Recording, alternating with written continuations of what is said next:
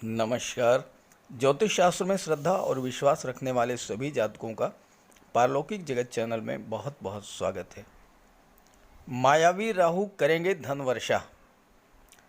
जी हाँ, राहु एक ऐसे ग्रह हैं जिनके बारे में आम धारणा यही है कि राहु हमेशा कष्ट ही देते हैं, लेकिन यही राहु जब धन प्रदान करते हैं, धन देने पर आ जाएं, तो राहु से ज़्यादा धन कोई दे ही नहीं सकता। 23 मई 2022 से 13 जून के बीच ग्रह स्थितियां कुछ ऐसी ही बन रही हैं जब राहु धन की वर्षा करेंगे। कैसे, पहले इसको समझते हैं। देखिए, 23 मई को शुक्र जो धन वैभव के कारक हैं वो मेष राशि में गोचर करेंगे और मेष राशि में राहु का गोचर पहले से ही है, तो यहाँ पर राहु और शुक्र की युति बनेगी। जैसा मैंने अपने पिछले वीडियोज़ में बताया है, कोई भी ग्रह अपना पूर्ण फल तभी प्रदान कर पाता है जब वह अंश बल से मजबूत स्थिति में हो, या दूसरे शब्दों में युवा स्थिति में हो। 23 मई रात 8:27 पर शुक्र राशि परिवर्तन करेंगे और मीन राशि से मेष राशि में गोचर करेंगे और इसी के साथ साथ युवावस्था में प्रवेश करेंगे और अपना पूर्ण फल प्रदान करने में सक्षम होंगे। राहु, बुध और चंद्रमा, ये तीन ग्रह ऐसे हैं जो जिस भी ग्रह के साथ बैठते हैं उसी के जैसा फल प्रदान करते हैं। अब चूंकि राहु युवा शुक्र के साथ हैं तो शुक्र के समान ही फल प्रदान करेंगे। यहाँ दूसरी महत्वपूर्ण बात यह है कि राहु का गोचर कृत्तिका नक्षत्र में हो रहा है और कृत्तिका नक्षत्र के अंतिम 3 चरणों की राशि होगी वृषभ राशि। कृत्तिका नक्षत्र के आखिरी जो 3 चरण होते हैं उनकी राशि वृषभ राशि होती है और वृषभ राशि के स्वामी कौन हैं? शुक्र। तो 13 जून को राहु नक्षत्र परिवर्तन कर लेंगे।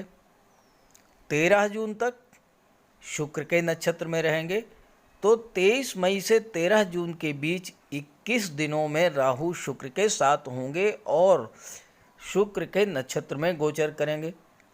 स्वाभाविक है कि राहु की पावर बढ़ेगी, धन प्रदान करने की क्षमता बढ़ेगी और चूंकि राहु का व्यवहार शुक्र जैसा ही होता है, तो बात करेंगे इस वीडियो में 8 भाग्यशाली राशियों के बारे में और उनमें से धनु राशि एक राशि है जिसको राहु भर भर के पैसा देने वाले हैं।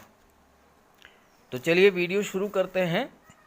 वीडियो के अंत में मैं राहु के उपाय भी बताऊंगा और राहु का उपाय ज़रूर कीजिएगा, क्योंकि राहु का उपाय जब करेंगे तो राहु को बल मिलेगा और राहु को बल मिलेगा तो आपको बहुत बड़ा लाभ प्राप्त होगा। तो ये है धनु राशि के जातकों की कुंडली। आपके लग्न के स्वामी स्वयं देवगुरु हैं जो कि कुंडली के चतुर्थ भाव में गोचर कर रहे हैं और देवगुरु एक तरह से राहु के इष्ट देव हैं। ज्योतिष शास्त्र में कहा गया है कि अगर राहु को मजबूत करना है तो देवगुरु को मजबूत करना चाहिए। देवगुरु को बल प्राप्त होता है तो राहु को बल मिलता है। अब यहाँ पर देवगुरु केंद्र के भाव में है, चतुर्थ भाव जो सुख का भाव है उसमें गोचर कर रहे हैं और देवगुरु हंस राजयोग बना रहे हैं। जब देवगुरु राजयोग का निर्माण कर रहे हैं तो राहु तो अत्यंत बलवान स्थिति में होंगे ही होंगे और साथ में शुक्र में हैं, शुक्र के साथ हैं, कृत्तिका नक्षत्र में हैं, तो यहाँ पर राहु आपको सर्वाधिक शुभ फल प्रदान करेंगे। अब पंचम भाव क्या होता है? पंचम भाव कुंडली का सबसे शुभ और महत्वपूर्ण भाव होता है। सबसे शुभ और सबसे महत्वपूर्ण भाव होता है पंचम भाव और यहाँ शुक्र के साथ राहु गोचर कर रहे हैं। पंचम भाव शिक्षा का, संतान का, लव रोमांस का होता है।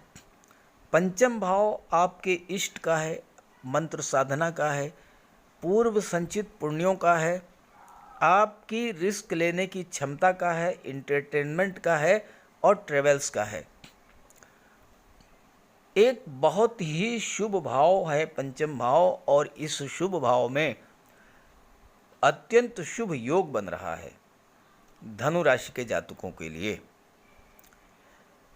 इस गोचर का आप सभी को भरपूर लाभ प्राप्त होगा। राहु के प्रभाव से आपके मन में नए नए आइडियाज़ आएंगे, आपकी कार्यकुशलता बढ़ेगी, एक्टिविटी में वृद्धि देखने को मिलेगी।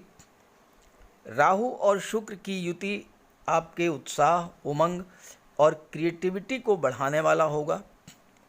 छात्रों के लिए तो बहुत ही बेहतर है, क्योंकि राहु एक्सट्रीम को शो करते हैं, सर्वोच्च ऊंचाई को शो करते हैं, तो आप कंपटीशन के क्षेत्र में बहुत आगे जाना चाहेंगे और जाएंगे भी, क्योंकि शुक्र छठे भाव के स्वामी हैं, जहां से कंपटीशंस का विचार किया जाता है।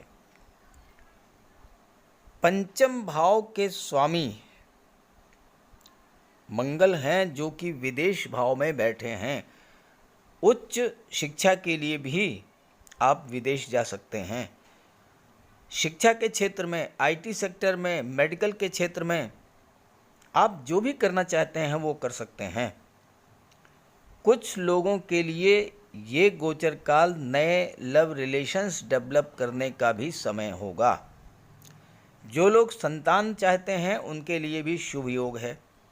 नए स्टार्टअप्स के लिए या एंटरटेनमेंट के क्षेत्र में नया कुछ करने के लिए बहुत ही बेहतर योग है। और चूंकि शुक्र छठे भाव के स्वामी भी हैं, तो छठे भाव से जुड़ी समस्याओं को भी सॉल्व करने का बेहतर समय है। जैसे कोई पुराना विवाद था, कोर्ट कचहरी का कोई मैटर था, कोई पुराना लोन था, स्वास्थ्य से जुड़ी कोई समस्या थी, तो ऐसी समस्याओं को सॉल्व करने का भी ये बेहतर समय है। ये तो हुई पंचम भाव में राहु के प्रभाव की, शुक्र के प्रभाव की। अब बात करते हैं धन की।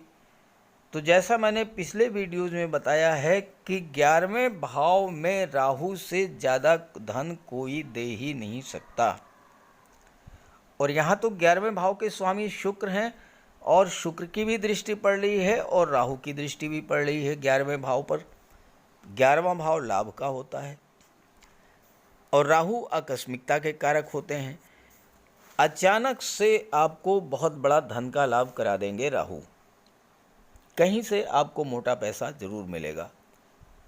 ख़ास करके अगर आप शिक्षा के क्षेत्र से जुड़े हुए हैं, आप वकालत के क्षेत्र से जुड़े हैं, आप काउंसलर हैं, आपका कोई कोचिंग इंस्टीट्यूट है, या फिर आप कोई शिक्षण संस्थान चलाते हैं, या आप सोने चांदी का व्यापार करते हैं, स्वर्णकार हैं, जौहरी हैं, धर्म गुरु हैं, पुरोहित हैं, ज्योतिष से जुड़े हुए हैं, आध्यात्म से जुड़े हुए हैं, आपको बहुत अधिक मात्रा में राहु धन प्राप्त कराने वाले हैं। बहुत बड़ा धन का लाभ आपको इस गोचर काल में होने वाला है, क्योंकि राहु आपको बुलंदियों पर ले जाएंगे धन के मामले में। और 11वां भाव आपकी इच्छाओं का होता है, आपके सपनों का होता है, और शुक्र की दृष्टि पड़ रही है। शुक्र भी आपकी इच्छाओं को रिप्रेजेंट करते हैं। तो ऐसे दो ग्रह जो कि बहुत ही लाभ देने की स्थिति में है, उनकी दृष्टि 11वें भाव पर जब पड़ेगी, तो इन 21 दिनों में 23 मई से 13 जून के बीच राहु और शुक्र दोनों आप पर धन की वर्षा करेंगे। इसमें कोई दो राय नहीं है। अगर राहु आपकी कुंडली में कमज़ोर हैं तो उपाय ज़रूर कर लीजिएगा, ताकि आपको राहु का पूरा लाभ मिले। तो चलिए बात करते हैं उपायों पर। राहु का कोई अशुभ प्रभाव आप पर न पड़े, इसलिए राहु का उपाय ज़रूर करें। राहु का सबसे बढ़िया उपाय है मोर पंख। देखिए, राहु को सर्प का स्वरूप माना गया है और मोर सर्प को खा जाता है, तो जहाँ पर मोर पंख रहता है वहाँ पर राहु का प्रवेश नहीं होता है। अपने घर के मेन डोर पर, बेडरूम में, ड्राइंग रूम में, स्टडी रूम में एक एक मोर पंख लगा दें। एक मोर पंख अपने तकिए के नीचे रखें। जहाँ पर आप कार्य करते हैं ऑफिस में, वहाँ भी मोर पंख आप रखें और अपने बैग में एक मोर पंख ज़रूर रखें और एक सुरमे की डिबिया, ये दो चीज़ें अपने बैग में हमेशा रखें। और एक छोटी सी चांदी की गोली अपनी जेब में रखें। इससे राहु और बुध दोनों का उपाय हो जाता है। काले कुत्ते को भोजन दें, काली गाय की सेवा करें, इससे राहु, केतु और शनि तीनों ही प्रसन्न होते हैं। कुष्ठ आश्रम में जाकर के या दिव्यांगों को भोजन का दान दें। और एक नारियल शनिवार के दिन अंधेरा होने पर अपने सिर के एंटी क्लॉकवाइज 7 बार घुमा करके नदी में बहा दें। दुर्गा माता का आशीर्वाद प्राप्त करें, दुर्गा चालीसा का पाठ करें, सोमवार के दिन शिवलिंग पर अभिषेक करें, सफ़ेद चंदन का टीका लगाएं और एक सफ़ेद चंदन का टुकड़ा अपने पास रखें। घर में कपूर की धूनी दें। ये छोटे छोटे से उपाय हैं। अगर आप इन उपायों को करते हैं तो निश्चित रूप से राहु के सभी शुभ फल आपको प्राप्त होंगे। तो उपाय ज़रूर कीजिएगा, लाभ मिलेगा। और जब लाभ हो तो कमेंट करके बताइएगा और ये वीडियो अपने साथियों को, अपने मित्रों को भी शेयर कर दीजिएगा। नमस्कार।